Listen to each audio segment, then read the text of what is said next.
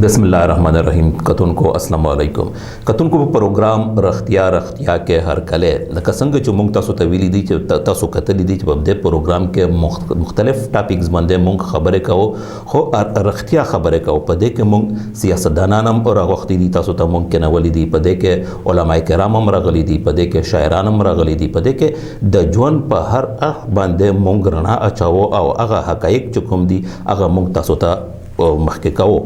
نن پروګرام کې کتونکو مونږ یو داسې شخصیت راغوښتی دی چې هغه نه صرف په پاکستان کې بلکې د هغې شهرت د پاکستان کوم بونډریز چې دي هغه کراس کړي دي، هغه بیرون ملک هم دومره په عزت د هغې نام اخیستل شي، د هغې خاندان او د دې شخصیت چې لکه څنګه چې په پاکستان کې اخیستلی شي. نن پروګرام زمونږ په موسیقي دی، هغه کلاسیکل موسیقي او د دغې کوم استادان چې دي د کوم بانی خاندان چې دا مشهور نوم د پټیالا ګرانا چې هغه ته په ټول بر صغیر کې د ډېر د عزت او ډېر په لوړ نظر باندې کتلی شي. د هغې کس د هغې یو استاد موږ سره نن په رختیا پروګرام کې ناست دی. د هغې سره به موږ تاسو ملاقات کوو، د هغوی نه به موږ دا تپوس کوو د دوی د ژوند په باره کې، د دوی د فن په باره کې، د دوی د خاندان په باره کې او مختلف پروګرامونه کتونکو تاسو ته کتلی دي چې په انډیا کې کوم کېږي، د پاکستان نه کوم ګلوکاران راځي، په هغې کې هم د دوی لاس دی او هلته چې ګټلې کېږي په هغې کې هم د دوی لاس دی او د پاکستان ته کوم د اعزاز چې راوړي هغې کې هم د دې خاندان او د دې کس لاس دی. کتونکو د دې شخصیت نوم دی رستم فتح علي خان او زه ډایرکټ ستاسو هلته بوځم چې د رستم فتح علي خان صاحب سره خبرې وکړو چې هغه دا فن او دا ژوند او دا خدمت په باره کې هغه څه وایي. السلام علیکم. وعلیکم السلام. ہم آپ کو خوش آمدید کہتے ہیں کہ آپ تشریف لائے ہیں یہاں اباسین ٹی وی اور اسپیشلی اس پروگرام میں. میرا جو پروگرام ہے رختیا حقائق ہوتے اردو میں ہم اس کو اس طرح ٹرانسلیٹ کر سکتے ہیں. تو بہت مشکور ہیں ہم آپ کے کہ آپ یہاں پہ آئے ہیں پشاور، اور پشاور میں تو لوگ جو وہ وارم ویلکم کہتے ہیں، وہ وارم ویلکم تو ہم نے نہیں کیا، سرد ویلکم ہے کیونکہ بارش اور یہ ہو رہی ہے. لیکن یہ بھی میرے خیال میں جو ہسٹری میں جو بتاتے ہیں کہ موسیقی کی وجہ سے وہ بارش شروع ہو جاتی ہے اور یہ بجھے ہوئے دیے وہ جل جاتے ہیں. میرے خیال میں آپ کی یہ کرامت ہے کہ آپ آئے ہیں تو اسی وجہ سے یہ بارشی بھی شروع ہو گئی ہے، موسم اچھا ہو گیا ہے. تو آپ اگر ہمارے ناظرین کو یہ بتا دیں اپنا تھوڑا سا انٹروڈکشن کہ آپ محتاج نہیں ہے، سب لوگ آپ کو جانتے ہیں، لیکن پھر بھی ہم اعزاز سمجھتے ہیں کہ آپ اپنے الفاظ میں اپنی زبان میں اپنا انٹروڈکشن کر دیں.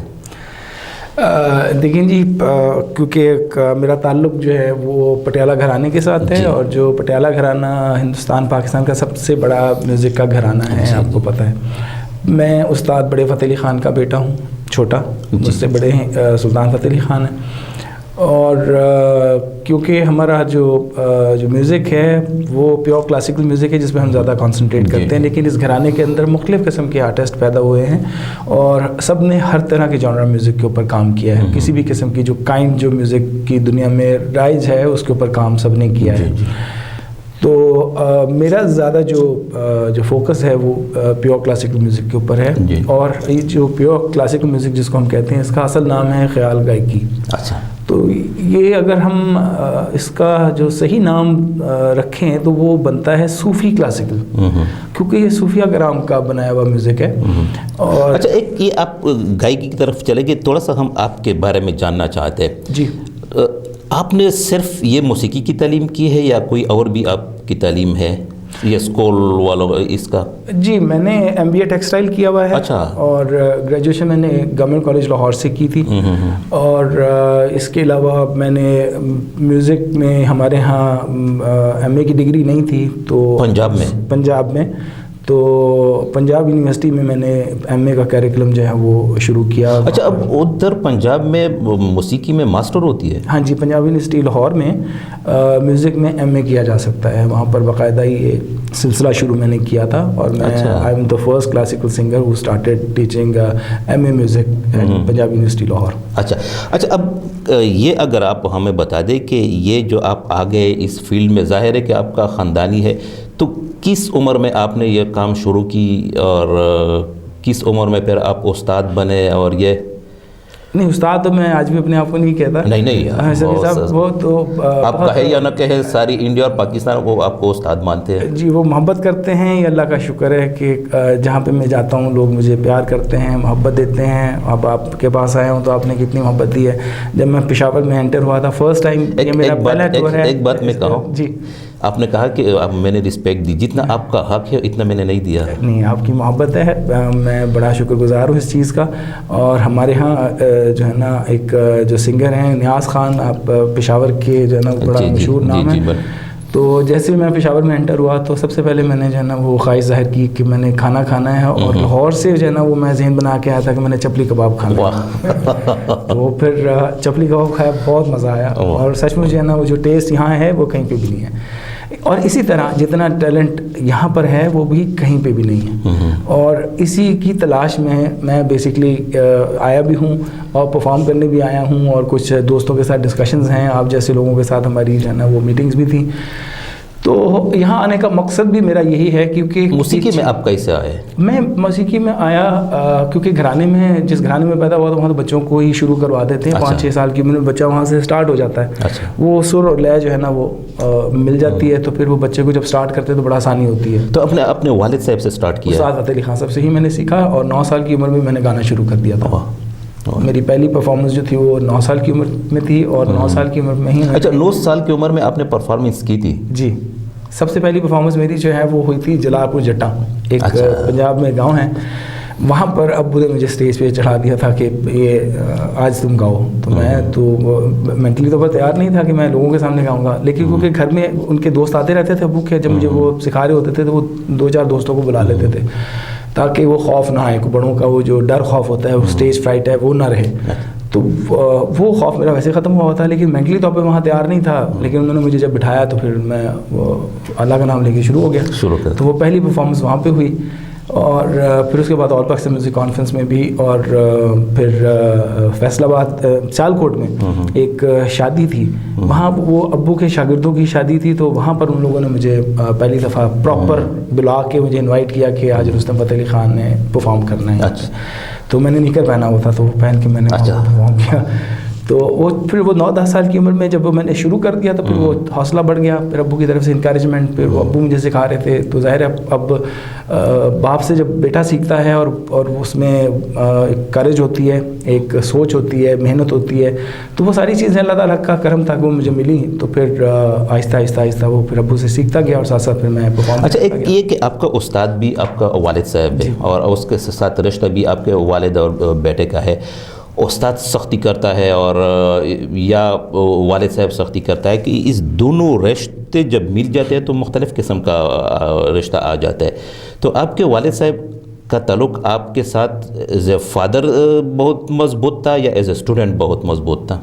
क्या आप उसके स्टूडेंट थे, शागिर्द थे, और आपने कैसे महसूस किया?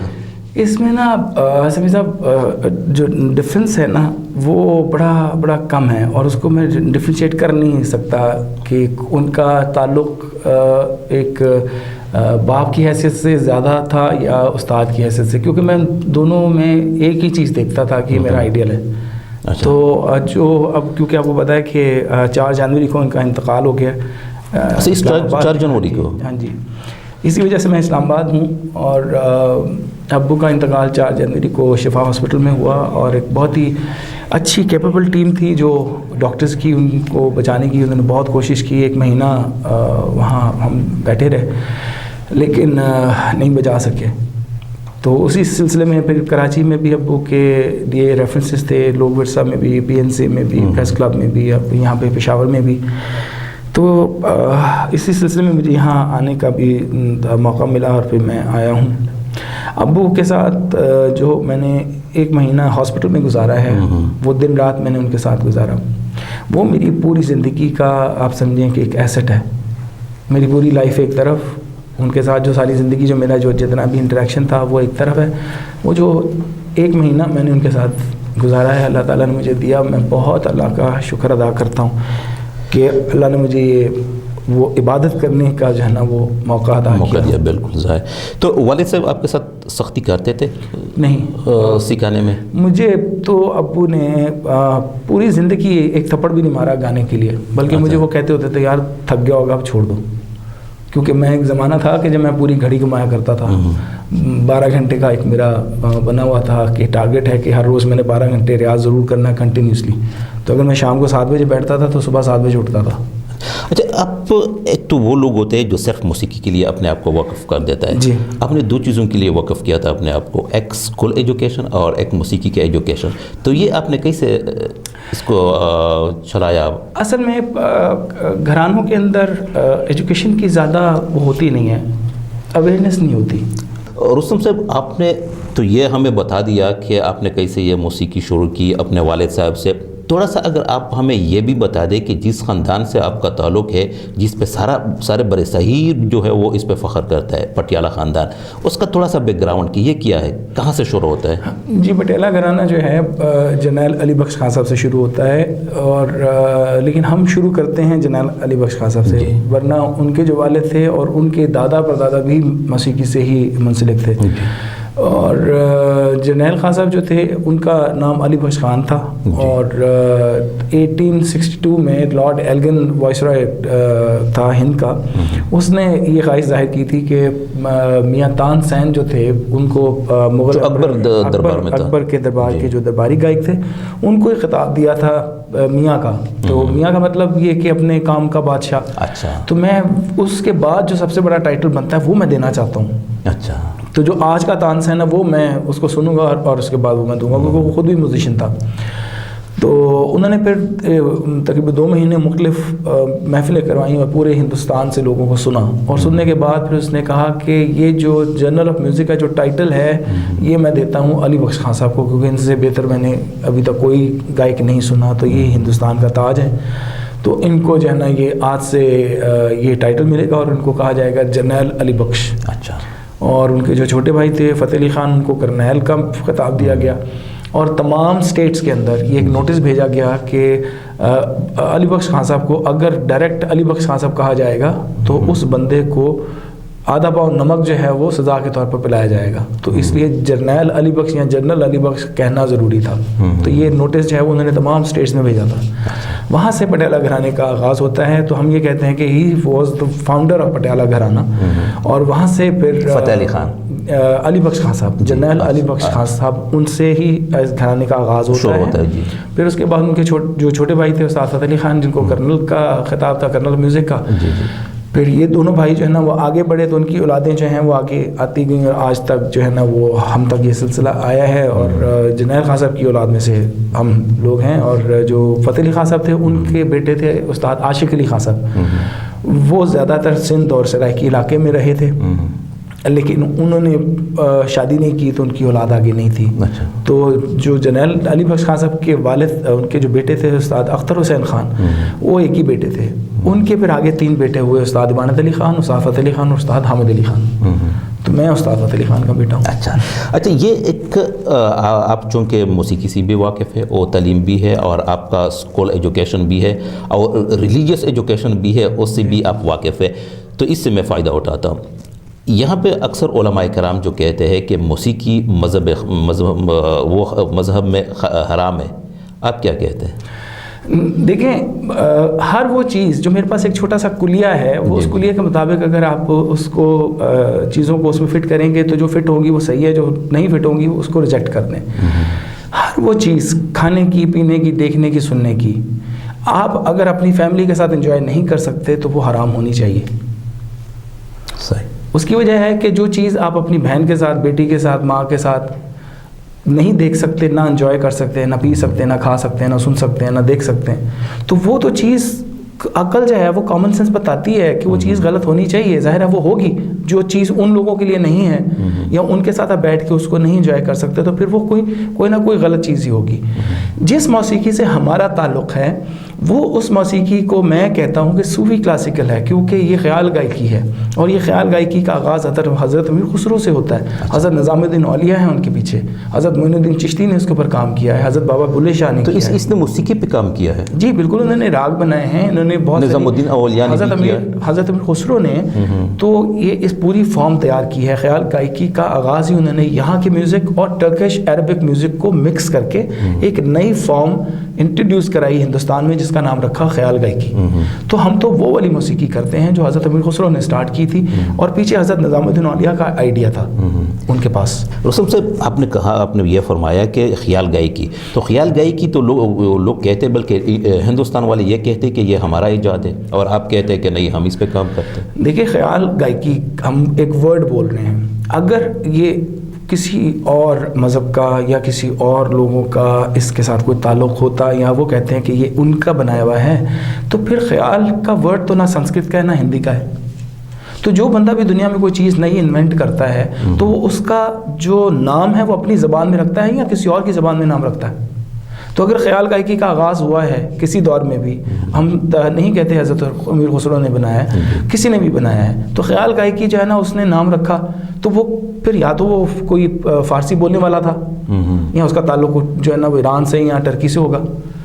تو پھر سنسکرت سے ہندی سے تو ان کا کوئی تعلق نہیں ہوگا، کیونکہ یہ تو اس زبان کا ورڈ ہی نہیں ہے. تو جس نے بھی یہ ایجاد کی ہے اس کی زبان وہی ہوگی جس کا یہ لفظ ہے خیال. تو خیال گائکی جو ہماری نالج کے مطابق حضرت امیر خسرو نے سٹارٹ کی تھی حضرت نظام الدین اولیاء کے کہنے پر، اور ان کی زبان فارسی تھی.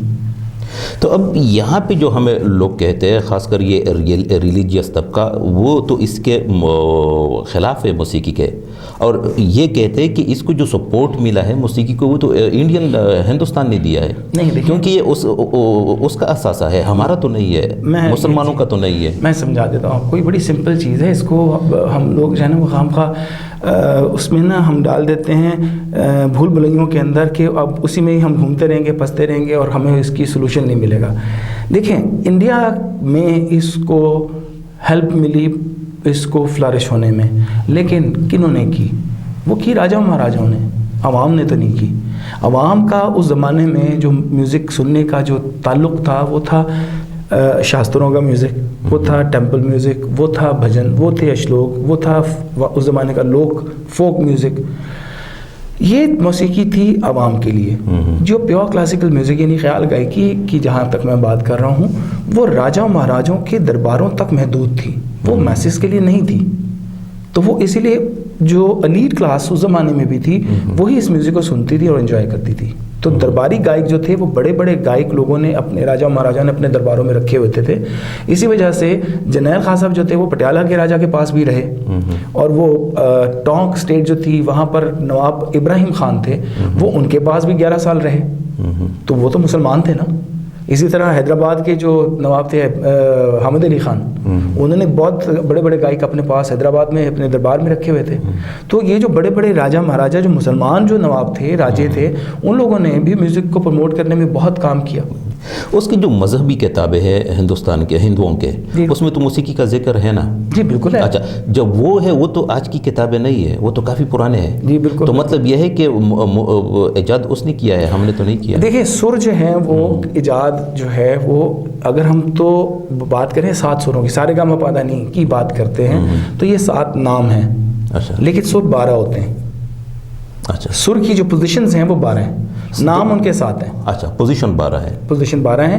سا اور پا جو ہیں وہ these are the constant notes, یعنی ایک سر ہوتا ہے سا، ایک سر ہوتا ہے پا، یہ 2 ہی رہتے ہیں. لیکن رے گا ما دھا نی یہ 2 سر ہوتے ہیں، ان کی 2 پوزیشنز ہوتی ہیں. اچھا. جن کو ہم اپنی زبان میں کہتے ہیں کومل تیور، اور ویسٹ والے اسے کہتے ہیں فلیٹ اور شارپ. اب یہ جو فلیٹ اور شارپ نوٹس کا جو کمبینیشن ہے، ان دونوں کو جب اکٹھا کرتے ہیں تو ایک سر بنتا ہے. اچھا. جیسے تالی جو ہے وہ بنے گی، ہم ایسے کریں گے تو تالی بجے گی، ہم اس کو تالی نہیں کہتے. یہ سر میں ایک آواز نہیں ہوتا ہے، اس میں ساؤنڈ ہے، کمبینیشن ہوتا ہے، کمبینیشن ہے، ساؤنڈز کا کمبینیشن ہے. ان ساؤنڈز کو اکٹھا کرنے کے بعد ایک سر بنتا ہے. ان کے 12 سروں کی پوزیشنز بن جاتی ہیں. ان کو ایجاد کرنے والا ہندوستان میں نہیں رہتا کوئی، نہ ہی یہ ہندوستان سے ایجاد ہوئے ہیں، یہ ہوئے ہیں یونان سے. یا لوگوں کو جو ہے نا اویئرنیس نہیں ہے. فیثاغورس آپ نے نام سنا ہوگا, میتھمیٹیشین تھا. اس نے ساؤنڈ کی ڈویژنس کی تھیں 12, اور وہاں سے یہ 7 سروں کا آغاز ہوا ہے. اچھا. اور اس نے 7 نام دیے تھے, 7 اس نے 12 پوزیشنز بنائی, اور 7 جو ہے نا اس کے ہیڈز بنائے. تو اس طرح 7 سر جو ہیں وہ ہمارے پاس 12 پوزیشنز کے مل گئے. وہ ساؤنڈ کی ڈویژنز اس نے کی تھی کیونکہ میتھمیٹیشین تھا وہ. وہاں سے میوزک جو ہے وہ پوری دنیا کے اندر پھیلا ہے, اور تمام اقوام نے, تمام نیشنز نے وہاں سے وہ سر لیے ہیں. کسی نے خود ایجاد نہیں کیا, تو ہمارے ہندوستان کی ایجاد نہیں ہے یہ 7 سر. اچھا. تو اس لیے ہم کیوں کہتے ہیں کہ یہ ان کا میوزک ہے, یا ان کا میوزک ہے, ان کا میوزک ہے. اصل میں اویئرنیس نہیں ہے. تو یہ تو فیثاغورس نے کیا ہوا. تو اب اسی طرح اگر ہم یہ کہہ دیں کہ جناب یہ جو کیا کہتے ہیں, یہ جو گاڑی ہے یہ بدھسٹ تھے جنہوں نے بنائی تھی, تو ہم نے تو نہیں بیٹھنا اس گاڑی کے اندر. تو ہم تو وہ گاڑی استعمال بھی کرتے ہیں, سب کے گھروں میں وہ گھوم رہی ہے. نہیں یہ بات نہیں ہے. مثال کے طور پر میں تو مثال دے رہا ہوں کہ ہم یہ کہہ دیتے ہیں یہ گاڑی جاپان میں بنی ہے, تو یہ کسی مسلمان نے نہیں بنائی اس لیے ہم نے اس طرح استعمال نہیں کرنا. ایسا تو نہیں ہوتا نا. تو ہم نے ترقی کیوں نہیں کی؟ انڈیا سے تو ہم پیچھے ہیں پیر بھی. ہم اس لیے کہ وہ لوگ جانتے ہیں کہ کسی بھی ٹیلنٹ کو کیسے شو کیس کرنا ہے, اس کو کیسے جو ہے پالش کرنا ہے, اس کو کیسے آگے لے کر آنا ہے. تو وہ ٹیلنٹ کی قدر کرتے ہیں, وہ قدر کرنا جانتے ہیں. ہم لوگ جو ہیں وہ اپنے ہی ٹیلنٹ کو ڈیموٹ کر رہے ہوتے ہیں اپنے ہی علاقے کے اندر, اور پھر جو چیز آپ کی اپنی ہے ہم اس کو اون کرنے کے بجائے دوسروں کو پکڑا دیں گے, تو پھر ظاہر ہے یہی رزلٹ نکلے گا جو ہو رہا ہے ہمارے ساتھ. ہم جو ہے نا وہ کہتے ہیں میوزک کو پروموٹ کرنے میں, ہمارے انسٹرومنٹس کو پروموٹ کرنے میں پٹھانوں کا بہت ہاتھ ہے. پٹھانوں کا بھی ہاتھ ہے, بہت زیادہ ہاتھ ہے. لیکن میں حیران ہوں کہ پشاور کے اندر جو ہے نا اگر یہ کوئی کہے کہ بھی ان کو کلاسیکل میوزک کا نہیں پتا, وہ نہیں سنتے یا ان کو سمجھ نہیں آتی, میں بڑا حیران ہوا کیونکہ میں نے تو ہسٹری کچھ اور پڑھی ہوئی ہے. کیا آپ نے کیا پڑھی ہے؟ میں نے یہ ہسٹری پڑھی ہے کہ جو بہت بڑے بڑے گھرانے جو انڈیا میں رہے ہیں ان کے جو آگے باوجداد ہیں وہ پیچھے پٹھان ہیں. گوالیار میں جو ہے نا ہدو اسو خان صاحب کا نام بہت مشہور ہے, بہت بڑے گائک تھے. ان کی آپ ہسٹری اٹھا کے دیکھیں کہ ان کا پیچھے سے شروعات کہاں سے آ رہی ہے, پٹھانوں سے. اور ہم جو ہے نا ہر بندے کے نام کے ساتھ خان لگا دیتے ہیں. وہ خان لگانا جو ہے نا یہ ایک بہت ہی عزت کا اور وہ ایک خطاب ہے جو ملتا ہے میوزیشنس کو. تو پٹھان کو تو کہتے ہی خان ہے. تو کیوں کہتے ہیں؟ اس کی وجہ یہ ہے کہ وہ صرف اس لیے نہیں کہ وہ پٹھان ہے تو ہم اس کو خان کہتے ہیں. وہ ایک ایسی قوم ہے کہ جو جس چیز کو بھی ہاتھ ڈالتی ہے وہ اس کو کہاں سے کہاں لے جاتی ہے. ہم لوگ جو ہیں یہ نہیں, سب لوگ ہمارے یہاں تو چاہے سندھی ہوں, بلوچی ہوں, پنجابی ہوں, پٹھان ہوں, ہم لوگوں کو اپنے ٹیلنٹ کا پتہ ہی نہیں ہے. ہمیں اپنے لوگوں کا پتہ ہی نہیں ہے, ہمیں اپنے کلچر کا پتہ ہی نہیں ہے. ہم لوگوں نے کیا کیا ہوا, اپنی چیزیں دوسروں کو دی ہوئی, یا دوسروں کو دیکھ رہے ہوتے ہیں کہ یار یہ کتنی اچھی چیز بنا رہے ہیں. اب انڈیا میں آپ کو بتا رہا ہوں کہ بے شمار ایسے پروگرامز ہوتے ہیں کہ جو ہمارے پاکستانی جو ہیں وہ ٹیلنٹ کو استعمال کر کے بنائے جا رہے ہوتے ہیں. وہ دماغ پاکستان میں بنے ہوئے ہیں, یہاں سے پروگرام بنتا ہے, وہاں جاتا ہے, وہاں کے لوگ جو ہے نا وہ جو بنا کے اسے لائم لائٹ میں لے کر آتے ہیں, اس وہ پروڈکشن کو سامنے لاتے ہیں, تو ہمارے چینلز دیکھے ہوتے ہیں اچھا یہ انہوں نے بنایا ہے تو پھر ہمیں بھی کرنا چاہیے کیونکہ انہوں نے کیا. ان کو یہی نہیں پتا کہ یہ تو کیا یہاں سے ہوا ہے. اور اس کے گلوکار دیکھے وہ بھی ہمارے گلوکار ہمارے وہاں جا رہے ہیں, ہمارے ایکٹرز وہاں جا رہے ہیں, ہمارے کھلاڑی وہاں کوچنگ کرنے جا رہے ہیں. میں خود وہاں کوچنگ کرتا رہا ہوں. تو ہم لوگ جو ہیں وہ ہم لوگوں سے وہ لوگ کام لے رہے ہیں, اور ہمارے لوگ جو ہیں نا وہ ان کو کاپی کر رہے ہیں, جبکہ ان کو پتہ ہی نہیں کہ اوریجنل ٹیلنٹ تو ہمارے یہاں موجود ہے. تو پشاور میں آنے کا جو ہے ایک تو مقصد. اچھا ایک اور بات میں نے سنی, پتہ نہیں کہ اس میں حقیقت ہے کہ نہیں, یہ میاں تانسین کی جو آپ نے بات کی, ہاں جی, کہ کہا جاتا ہے کہ اس کا بیٹا یا داماد بلاس خان, ان کے جو داماد تھے وہ بلاس خان تھے, اور بلاس خان پٹھان تھے. وہ موسیقی میں استاد, ایک راگ بھی ہے بلاس خانی ٹوڑی, خود اس نے ایجاد کی. انہوں نے ایجاد کیا. مطلب یہ کہ پٹھانوں کا اس میں کافی کردار ہے, زیادہ رول ہے. دیکھیں ایسے کر کے جو ہے ہم انسٹرومنٹ بجاتے ہیں. آپ نے تو دیکھا ہوگا کہ یہاں پہ بھی ایک ساز بجتا ہے, رباب بجتا ہے یہاں پر. اب یہ رباب جو ہے وہ ایک ایسا ساز ہے کہ جس کو آگے جا کے گٹار کی فارم میں ہم نے دیکھا ہے, جس کی آگے کی جو سب سے زیادہ ماڈرن جو شکل ہے وہ گٹار ہے. اب ویسٹ میں اگر آپ چلے جائیں تو آپ کو ایسے بجانے والا ساز ہسٹری میں کبھی بھی نہیں ملے گا, کہیں پہ بھی نہیں ملے گا. آپ کو ملے گا 250 سال 300 سال 350 سال پہلے, اس سے پیچھے آپ کو نہیں ملے گا. اگر آپ پیچھے جائیں گے تو ایسے بجانے کا ساز آپ کو اس علاقے کے اندر ملے گا. تو اس کا مطلب یہ ہوا کہ اس طرح بجانے والا کوئی بھی انسٹرومنٹ اس کا آغاز کرنے والے کون ہیں, وہ پٹھان ہیں. وہاں سے ہی سرود آگے آیا ہے. سرود کی ایک جو ہے نا وہ رباب کی ماڈرن فارم ہے, اسی سے ہی جو ہے نا وہ گٹار کی مختلف فارمز نکلی ہیں, اسی سے پھر اس کو اٹھا کے یہاں پر رکھ کے اس کو وائلن کی شکل دے دی ہے. تو یہ ساز آگے سے آگے بنتے گئے ہیں. تو ہم لوگ جو ہے نا وہ بھول گئے ہیں کہ یہ چیزیں ہماری ہیں, ہماری ایجاد ہے, ہماری سویلائزیشن اس علاقے کی جو ہے نا وہ سب سے زیادہ پرانی ہے. اچھا, ایک اور بھی بات کہی جاتی ہے, آپ جو فرما رہے کہ ہمارا ایجاد ہے, تو ایک گلوکار نے مجھے کہا تھا کہ ہماری جو اذان ہے, جو نعت ہے, یہ بھی سر میں ہے. بالکل 7 سر میں, اذان بھی 7 سر میں, تلاوت بھی 7 سر میں ہے, قوالی بھی 7 سر میں ہے, نعت بھی 7 سروں میں ہوتی ہے, حمد بھی 7 سروں میں ہوتی ہے, قول بھی 7 سروں میں ہوتا ہے, کلاسیکل میوزک ہو تو وہ بھی 7 سروں میں ہوتا ہے, اگر ملی نغمہ ہو تو وہ بھی 7 سروں میں ہوتا ہے. آپ مجھے یہ بتائیں ان میں سے کون سی چیز حرام ہے؟ اگر حرام ہو تو اس میں تو سب میں 7 سر ہی استعمال ہو رہے ہیں نا. جی, ہوتا یہ ہے کہ اس کا استعمال, کسی بھی چیز کا استعمال میں حرام حلال ہم خود کر دیتے ہیں. اچھا, اگر انگور کھانا حلال ہے, اس کا شربت پینا حلال ہے, تو اللہ نے حلال چیز پیدا کی ہے, کہ وہ کوئی حرام چیز پیدا نہیں کر سکتا. اگر اس سے شراب بنایا جائے, اگر ہم اسے کشید کر کے بنا کے اس کو پیئیں گے تو وہ حرام ہو جائے گی. تو کشید کس نے کیا؟ ہم نے یا اس نے؟ ہم نے. تو پھر قصورہ تو ہم ہے نا, وہ تو نہیں. تو سر بھی ہمیں ادھر سے ہی ملے. یہ جو 7 رنگ ہیں یہ بھی ہمیں قدرت نے تو دیے ہیں. تو یہ 7 کا ہندسہ بہت امپورٹنٹ ہے اس پوری کائنات کے اندر. اگر آپ دیکھیں 7 آسمان 7 زمینیں ہیں, 7 طواف ہیں. جی بالکل, یہ تو بہت ہفتے کے 7 دن سوچنے والی بات ہے کہ سارے 7 کا ہندسہ کتنا امپورٹنٹ ہے اس کائنات میں. تو ہم لوگ کیوں اس کو, جو اچھی چیز ہے, ایک حلال چیز ہے, اس کو زبردستی حرام قرار دے رہے ہیں؟ ہم اس کو بلکہ اچھے طریقے سے استعمال کریں. ہاں میں کہتا ہوں میرے نزدیک موسیقی حرام ہے, ڈانس حرام ہے, شاعری حرام ہے, لیکن کون سی؟ جو آپ اپنی فیملی کے ساتھ نہ سن سکیں, نہ دیکھ سکیں, نہ انجوائے کر سکیں, وہ میرے نزدیک بھی حرام ہے.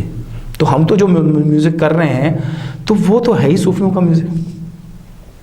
تو ہم اس میں کون سی ایسی چیز کر رہے ہیں جو حرام کی طرف جاتی ہے؟ تو اس میں تو عبادت بھی ہوتی ہے. ہمارے جو بڑے بزرگ تھے وہ تو صبح اٹھ کے ان راگوں کے اندر عبادت کرتے تھے. انہوں نے شاعری وہ کی, کیونکہ حضرت نظام الدین اولیاء کی اگر شاعری ہو, حضرت امیر خسرو کی ہو, حضرت بابا بلے شاہ کی ہو, تو ان شاعری کے اندر کوئی چیز حرام تو نہیں ہو سکتی. اچھا, ایک روستم صاحب, ایک اور بات, اکثر ہم اگر دیکھتے ہیں لوگ بھی یہ کہتے ہیں کہ ہم انڈیا والوں کی نقل کرتے ہیں گانوں میں, اس کا جو طرز ہے ہم اس سے چورا لیتے. چربی کہتے ہیں آپ کے زبان میں. جی, تو وہ ہم زیادہ کرتے ہیں یا انڈیا والے ہم سے زیادہ کرتے ہیں؟ یہ دونوں ایک دوسرے کے ساتھ دیتے ہیں. اچھا, جتنا وہ کرتے ہیں اتنا ہم کرتے ہیں. جتنا اچھا کرتے ہیں یا برا؟ دیکھیے یہ آئیڈیاز جو ہے وہ ایکسچینج ہو جائے تو اس میں تو کوئی بری بات نہیں ہے.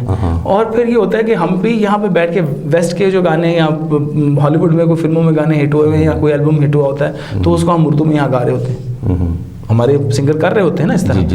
تو انڈیا میں بھی کر رہے ہوتے ہیں. اگر انڈینس کو کوئی چیز ہماری اچھی لگتی ہے تو اگر کاپی کر لیتے ہیں تو اس میں کیا حرج ہے؟ تو اس میں بڑائی تو ہماری ہے نا, کہ تو چیز کوئی اگر ہماری اچھی ہے اور اس نے اتنا انسپائر ان کو کیا کہ وہ اس کو کاپی کرنے پہ مجبور ہو گئے, تو ہمیں تو فخر کرنا چاہیے.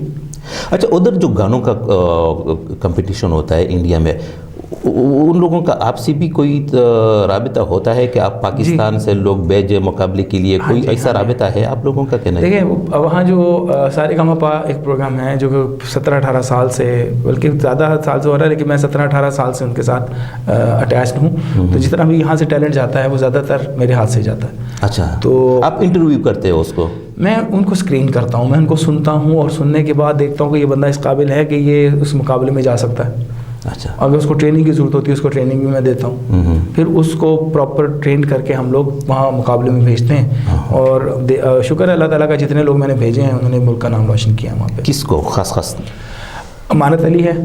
اچھا, وہ آپ نے کیا تھا؟ ہاں جی, میں نے کیا تھا. سارا رضا خان ہے, مسرت عباس ہے, نبیل شوکت ہے, ملازم حسین ہے, اور عاطف اسلم وہ بھی گیا تھا. عاطف اسلم تو مطلب وہ تو اپنے گانے سے گئے تھے. وہ تو انہوں نے گانا وہ اب تو عادت سی ہے مجھ کو, وہ ہٹ ہوا تھا, تو اس سے پھر وہ انڈیا وہ یعنی وہ کمپٹیشن کے آرٹسٹ نہیں ہیں. عاطف جو ہے نا وہ تو لیول ہی اور ہے. مطلب لیکن جو یہ لوگ ہیں جن کے نام میں نے لیے ہیں یہ ہیں جو کمپٹیشن میوزک کے ریالٹی شوز سے نکلے ہوئے آرٹسٹ ہیں. تو آپ خود بھی ادھر گئے تھے کہ یہاں سے صرف آپ نے؟ نہیں, میں بھیجتا بھی ہوں, میں جاتا بھی ہوں, میں وہاں جا کے کوچنگ بھی کرتا ہوں. اچھا, کوچنگ بھی آپ کرتے ہیں؟ ہاں جی. سرخ شیتر آپ نے پروگرام دیکھا ہوگا, عاطف اسلم اور رمیش رشمیہ والا جو انڈیا پاکستان کا کمپٹیشن ہوا تھا, اس میں عاطف اسلم جو تھے وہ کیپٹن تھے اور میں پاکستان کا کوچ تھا. اس ٹیم کو سلیکٹ بھی میں نے کیا تھا اور میں اور عاطف جو ہے نا ان کو وہاں لے کے گئے, وہاں ان کو ٹرین کیا. پھر میں نے ان کی ٹریننگ کرنے کے بعد انڈیا سے لڑایا اور پھر لڑانے کے بعد شکر اللہ تعالیٰ کا کہ وہ کمپٹیشن پاکستان نے جیت لیا. تو ادھر لسٹ میں تو پھر اکثر پروگرام میں آپ گئے ہیں تو لسٹ میں آپ کا نام نہیں آتا ہے سوائے اس کی جو ابھی جو آپ نے کہا اس اس لسٹ میں کیوں نہیں آتے آپ کے نام؟ یہ آف دا ریکارڈ. اچھا, آف دا ریکارڈ. انڈیا میں اکثر جو گانوں کے جو پروگرام ہوتے ہیں اور یہاں سے پاکستان سے بھی لوگ جاتے ہیں تو اس میں مقابلہ تو ہے, بہرحال نہیں ہونا چاہیے انڈیا اور پاکستان میں یہ کہ گانوں میں بھی ہم وہ مخالفت کرے کہ یہ پاکستانی ہی ہے انڈیا, لیکن پھر بھی ہوتی ہے. کیا یہ ہوتی ہے کہ ہمارا پاکستان کا جو کوئی گلوکار ادھر چلتا ہے اس سے زیادتی وہ کرتے ہیں کہ جس کا وہ حق ہو اور وہ اس کو نہ دے, اس کو پریفرنس دے انڈیا والے کا؟ نہیں, ایسا نہیں ہے. دیکھیں, اگر کوئی ہمارا جو ٹیلنٹ ہے اگر وہ خود جاتا ہے تو وہاں پر ہمارے آرٹسٹوں کو بہت پذیرائی ملتی ہے, بہت رسپانس ملتا ہے. اس کی مثالیں ہمارے سامنے ہیں, راحت فتح علی خان, شفقت امانت علی خان, عاطف اسلم, مصطفیٰ, عابدہ پروین جی, اور کیا نام ہے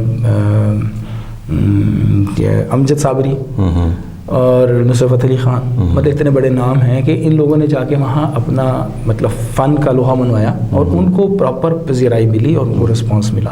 اچھا, آپ کا جو بہت سارا کام کیا ہے, آپ لوگ آپ کے خاندان پہ فخر کرتے ہیں لوگ, لیکن آپ نے اکیڈمی کوئی اس کے لیے بنائی ہے کہ یہ جو نیا نسل آ رہا ہے اس کو بھی ٹرین کیا جائے اور اس کو کلاسیکل موسیقی کے اصول جو ہے وہ بتایا جائے؟ جی, لاہور میں تو میرے اکیڈمیز ہیں اور ہستونیس کے نام سے ایک ادارہ چل رہا ہے, وہاں پر میں میوزک کا ہیڈ ہوں اور وہ میں وہاں میوزک لوگوں کو سکھا رہا ہوں. پنجاب یونیورسٹی میں نے جو ہے وہ ایم اے کی ڈگری پڑھانی شروع کی. میں 4-5 سال میں نے پڑھایا وہاں پر. اور اس کے علاوہ اسلام آباد میں پی این سی اے میں ایک ابو کی کلاس چل رہی تھی, استاد فتح علی خان صاحب کی. استاد بڑے فتح علی خان اس لیے ان کو کہتے ہیں کہ فتح علی خان ایک کامن نام بھی ہے آرٹسٹوں میں, تو وہ مکس اینڈ میچ ہو جاتا ہے اس کے ساتھ بھی.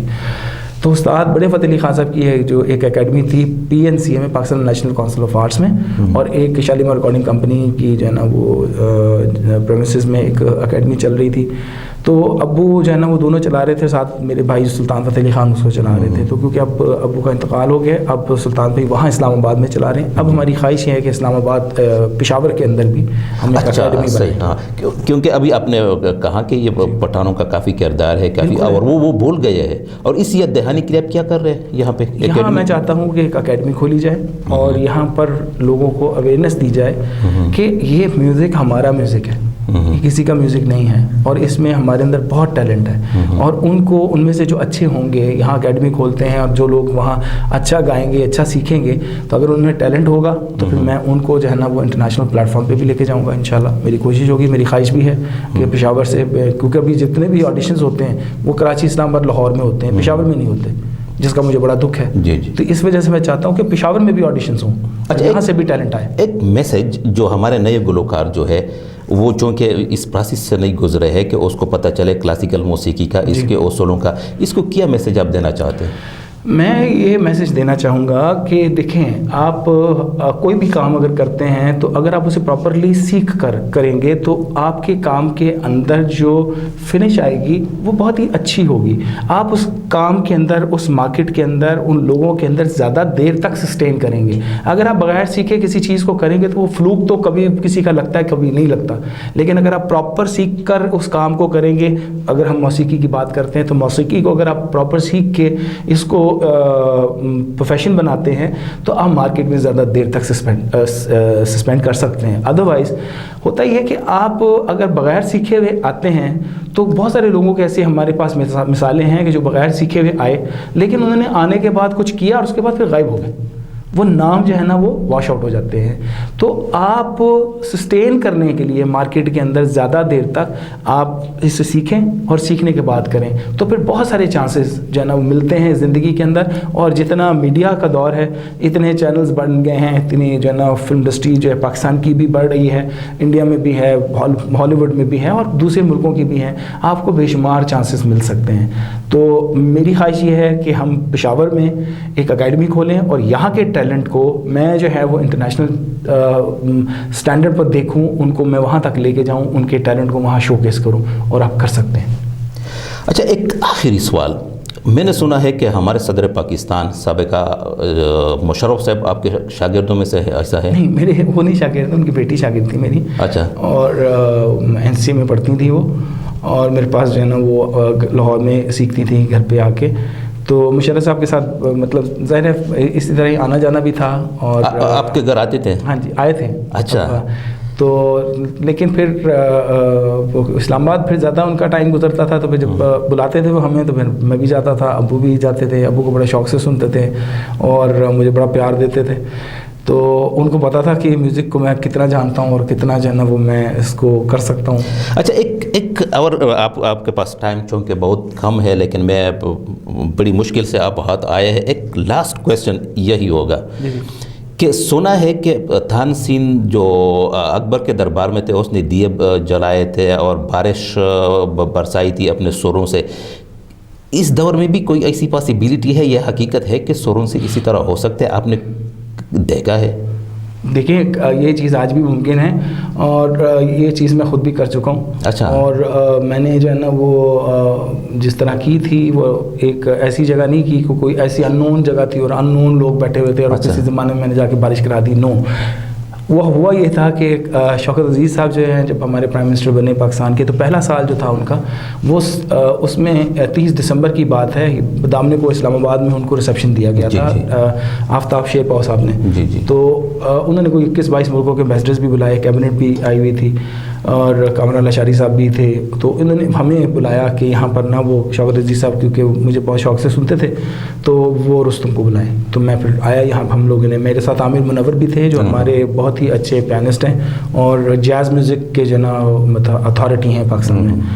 ہم لوگوں نے فیوژن جو ہے نا یہاں پر پیش کیا, پیور کلاسیکل میوزک اور جاز میوزک کو اکٹھے ہم نے یہاں پلے کیا. اور اس میں تو ایک لیڈ گٹارسٹ تھے سجاد تافو صاحب, استاد تافو کے بیٹے, اور طبلے پہ جو تھے وہ باقر صاحب تھے.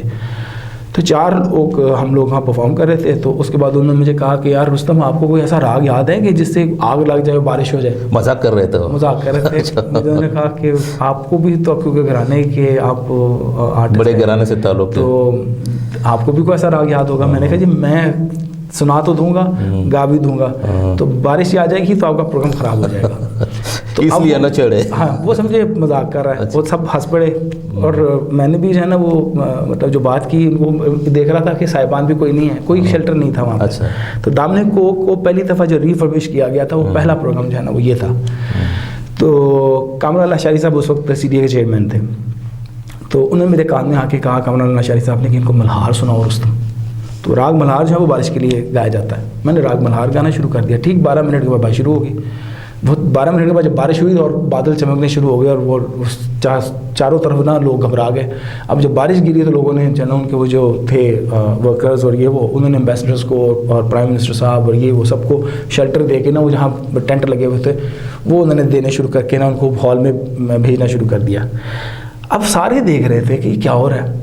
تو آفتاب شیرپا صاحب نے پھر مائک پکڑا اور انہوں نے کہا کہ یہ جو چیز آپ دیکھ رہے ہیں یہ کوئی مذاق نہیں ہے اور یہ اتفاق بھی نہیں ہے. ہم نے یہ پروگرام شروع کرنے سے پہلے ہم نے فورکاسٹ لیا تھا کہ 30 دسمبر کو اسلام آباد میں بارش کے کوئی امکان تو نہیں ہے. تو انہوں نے کہا تھا کہ 6 دن تک اسلام آباد میں بارش کے امکان نہیں ہے. اسی وجہ سے ہم نے کوئی شیلٹر بھی نہیں دیا, نہ ہم نے کوئی صاحبان لگایا. تو اس کا مطلب ہے کہ یہ رستم نے ثابت کیا ہے کہ آج بھی سچے سروں کے ساتھ اس کو پرفارم کیا جائے تو وہ واقعات جو پہلے ہو چکے ہیں آج بھی ممکن ہے. بہت بہت شکریہ رستم صاحب, آپ کے آنے کا بہت ہم مشکور ہے کہ آپ نے اس بیزی لائف میں, بیزی ٹائم شیڈول میں اپنے ٹائم نکالا اور ہمیں دیا, تو ہم آپ کے بہت مشکور ہیں. کتن کو تاسو واوریدلې د رستم فتح علی خان صاحب خبره او لکه څنګه چې وویل چې د کوم د باران خبره چې وکړله چې په سور کې دومره طاقت دی چې داسې بارانونه په راځي لکه موږ په هسټري کې وګورو چې په تانسین اور لګولی دی او بیا هغه بل راک وچړل شي پابندې باران راځي او دوی چې کوم دلته پېښور ته راغلي دي چې دوی دلته یوه اداره کولول غواړي موږ د اباسین طرف نه رستم صاحب ته دعوت ورکوو چې راځئ اباسین چینل د ستاسو چینل دی دا د میوزیک لپاره دی دلته به تاسو راځئ چې څه خدمت په موږ باندې وي کوم پاسیبل وي هغه به موږ درکوو د دې دپاره چې تاسو په سور باندې باران وراولی شئ نو په دغه سور باندې زموږ په علاقه کې زموږ په فاټه کې زموږ په KPK کې نور د پښتونخوا ایریا کې امن هم راوستلی شئ نو د دې امن دپاره د دې د خلکو د خوشحالي دپاره موږ دوی ته دعوت ورکوو چې اباسین چینل دوی ته حاضر دی هر پاسیبل سپورټ په موږ د دوی کوو او دوی به دلته راولو چې زموږ د کوم ګلوکاران دي دغه هم ټرین شي د موسیقي په اصولو باندې هم پوه شي او دلته دا هر څه د موسیقي یو نوې بنیاد نه یو شروعات وشي د سره سم یو له دور تاسو نه اجازت غواړي د خدای په امان